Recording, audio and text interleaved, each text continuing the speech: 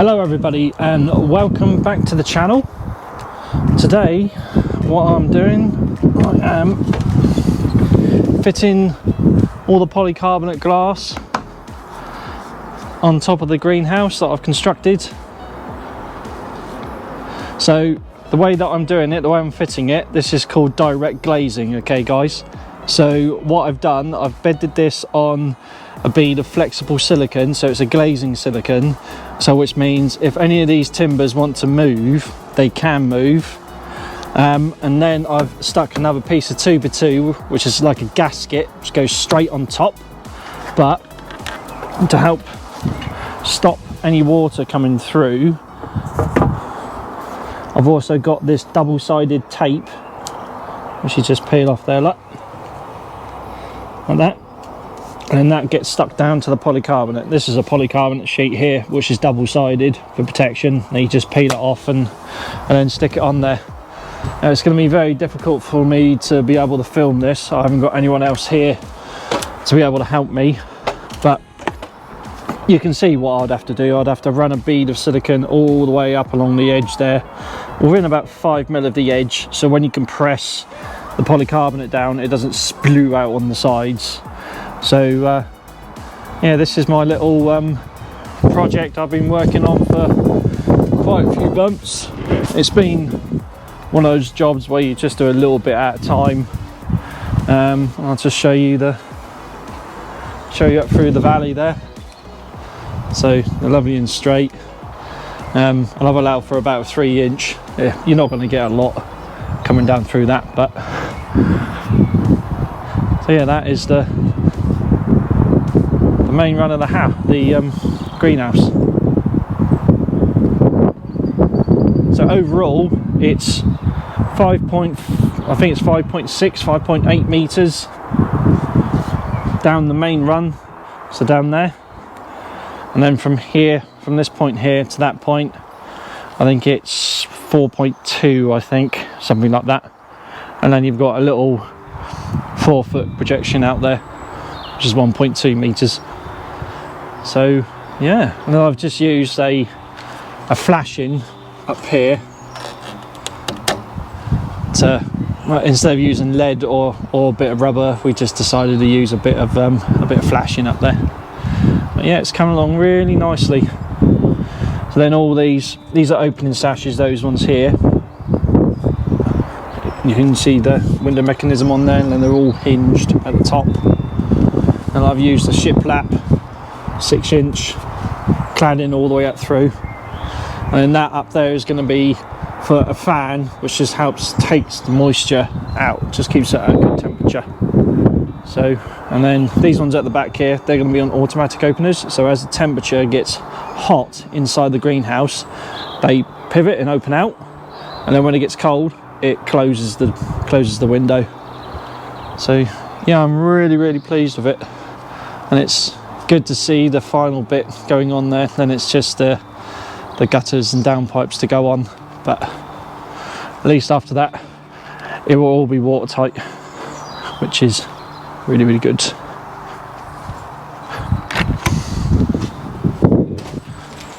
I'll just show you one of those windows on the openers. There you go. It just opens out and it will stay there.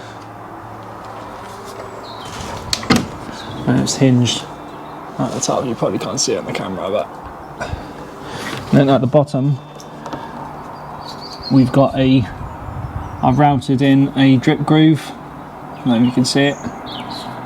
If the water runs down through and comes off this bead on the front, then it will hit that drip groove, hit this sill here, which is at a 10-degree angle, and then it will hit the bottom sill there. This has all been sealed, so it can't come back into the building, and then it will go off the sill there, which is at 10-degree cut, and then you've got a drip groove on the bottom of that as well, which is really good. Hey, it's a nice big greenhouse. It's like the size of my house, to be honest. Bloody ridiculous. But yeah, it's been a joy to do this. I haven't done a lot of roofing for quite a while now, and to to get stuck onto this was really good. I forgot to glue the wedges up on my scarf joint there. Maybe you can see it. So, but I'll just have to make some more wedges and put it in there, and then just put a fixing up through the bottom and through the top. So that's just like a little tie beam. Just when I was fully assembling the gable ends, I just didn't want anything to move. So when I got the gable ends in nice and plumb, then I used that to tie it all in all the way through, and then I fitted the roof afterwards. So you know, when you're setting everything out, it's all plumb, and then it's all parallel and square, which is what you want, guys. All right. But yeah, I'll show you the next step after the glass has been fitted, which will be the downpipes and the gutters, and then there's going to be some like tables through here with slats in them, so they can sit all their plants on. So it's going to go from all the way around from the corner there, all the way around. Sorry about the mess in here, but it was a bit of a rush to get the glass on, because it's very windy, and like Great British weather, it's very wet as well. So then it's going to come all the way around here, and it's going to stop, and they're going to have beds through here, like flower beds. And then they might even have 2 benches in here, so during the summer, if they want to sit in here, they just sit on the benches either side, or they're going to put flower beds in there. And then there's going to be like a big island desk for all their main plants in the middle here.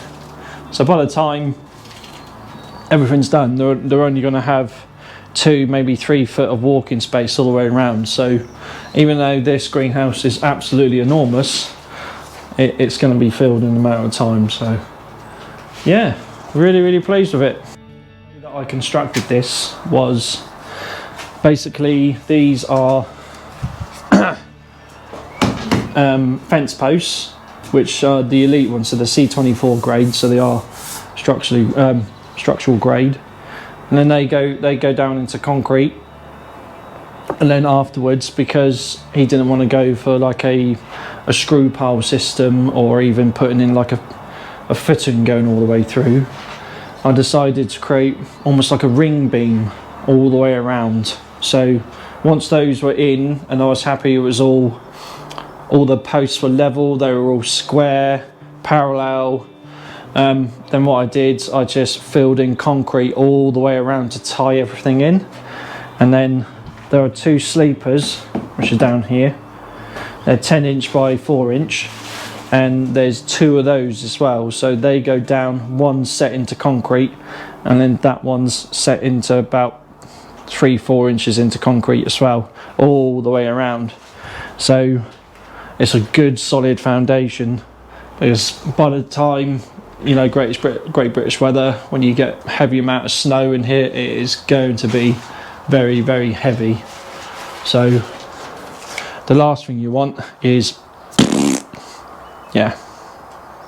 So that's it on this one, but I'll keep you posted, and the next job will be, after those polycarbonate sheets, is the gutter and downpipes.